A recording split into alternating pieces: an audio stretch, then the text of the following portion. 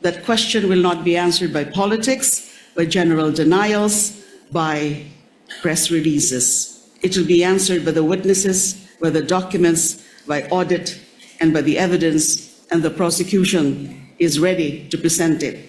Sa kabuuan ng ebidensya, makita ang hindi lang mga simpleng irregularidad ang nangyari. Objection, Your Honor. Malinaw Again, ito. objection, Your Honor. Honorable Ang Delima, I would have to sistematikong stop paraan. you. This is out of I would line. have to stop you at this point. The continuing objection of the respondent is duly noted.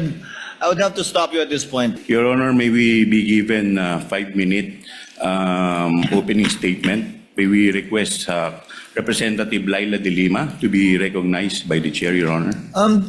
The Chair would like to remind the Honorable Delima, if indeed she will make an opening statement, to kindly avoid conclusions of both fact and law, as we have previously agreed upon and raised by the defense in previous hearings, and as pointed out by several senator judges. With that conditionality, the Honorable Delima may proceed with her opening statement. Your Honor, may we comment on that matter? Yes, what is the pleasure of Attorney Paul? Your Honor, I'd like to apologize for having to comment on this matter, but as far as I recall, the presiding officer already made a ruling before against opening statements, Your Honors.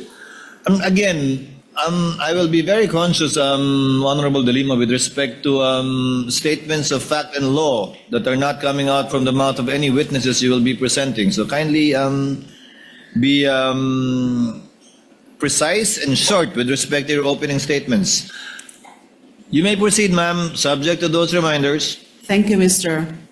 Presiding Officer. This is about 5 minutes or a little more than 5 minutes. Mr. Senate President, Mr. Presiding Officer, Honorable Senator Judges, mga kababayan, magandang umaga po.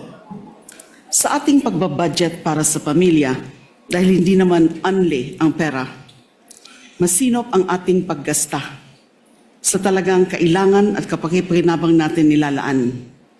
Ganyan din dapat sa pondo ng bayan. Sa yugtong ito ng paglilitis, pag-uusapan natin ang confidential funds.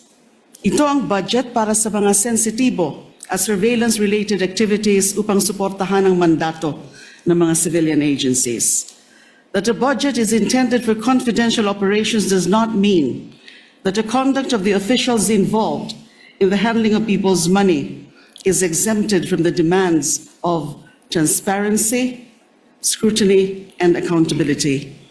Public office is a public trust. Yan ang sabi ng konstitusyon. Sakop nito ang lahat na nasa gobyerno. At ang utos na yan ay hindi pwedeng balewalain dahil confidential lang o confidential ang pondo. Ang confidentiality ay para protektahan ang lehitimong operasyon at informant. Hindi ito pahintulot para mag-imbento ng pangalan at dokumento. Hindi ito palusot para ibulsa ang pera. Kung confidential ang pondo, lalo pa ngang mataas ang pananagutang kaakibat nito. The Constitution entrusts this court with the solemn duty to determine whether the respondent Vice President committed culpable violation of the Constitution, graft and corruption, and betrayal of public trust. The evidence will show that she did.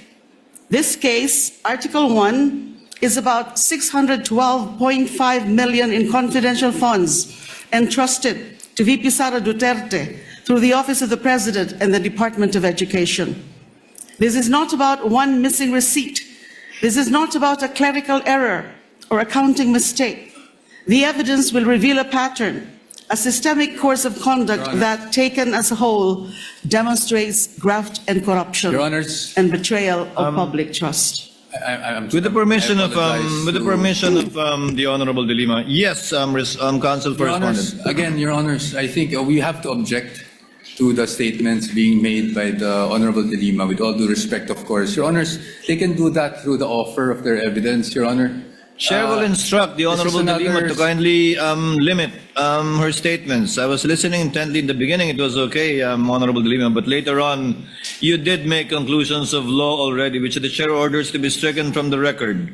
You may wind up, Honorable Delima, but kindly avoid conclusions of fact and law. Your Honors, please, if I may just be given just Yes, 3 seconds. Your Honors, ang naging problema natin nung huling pagkakataon na pinayagan natin yung ganitong statement at sinasabi na nga ng presiding officer is kahit naman i-strike off the record natin, narinig na po at nasabi na. So to allow, Your Honors, again, a continuation of such is really goes into the matter of fair play, Your Honor.